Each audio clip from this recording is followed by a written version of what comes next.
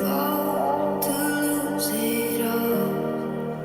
But in the end, it doesn't even matter. I tried so hard and got so far. But in the end, it doesn't even matter. I had to fall to lose it all. But in the end, it doesn't even matter.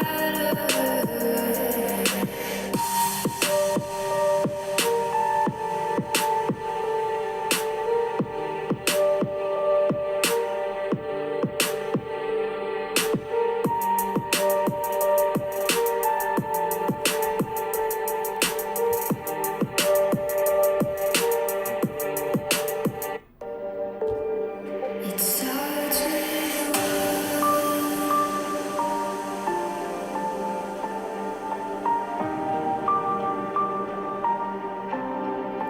all I know.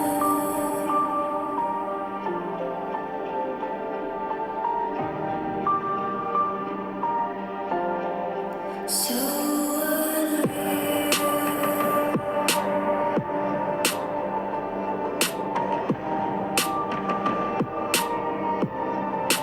Watch it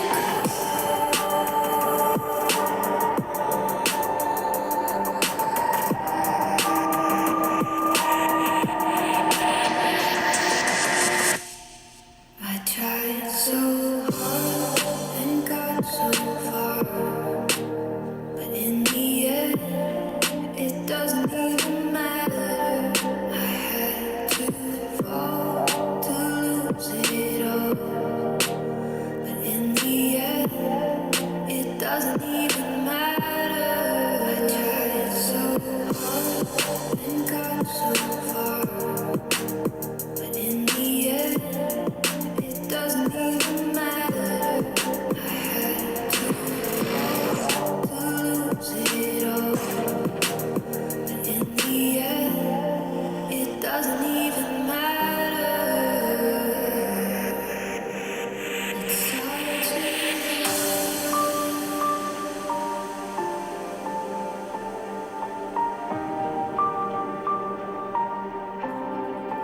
all I know.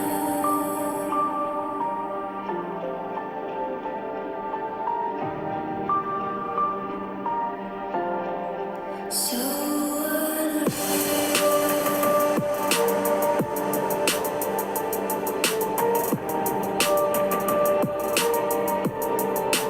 watch you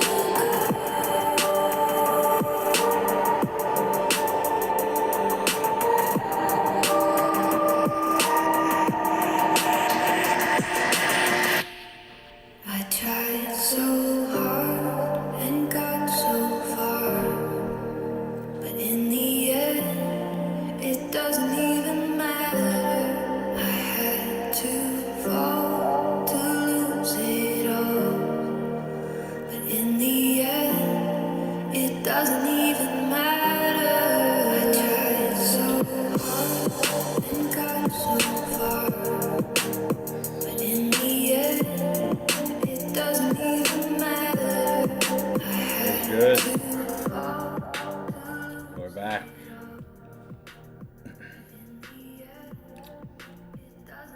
We're back. We're back. What's good? What's good? How we doing today? Good day or bad day? The kickboxer, not yet. Getting into that. Watch. Not yet. It's only day 2, you know? Today's recovery. Today's diet and recovery day. Tomorrow.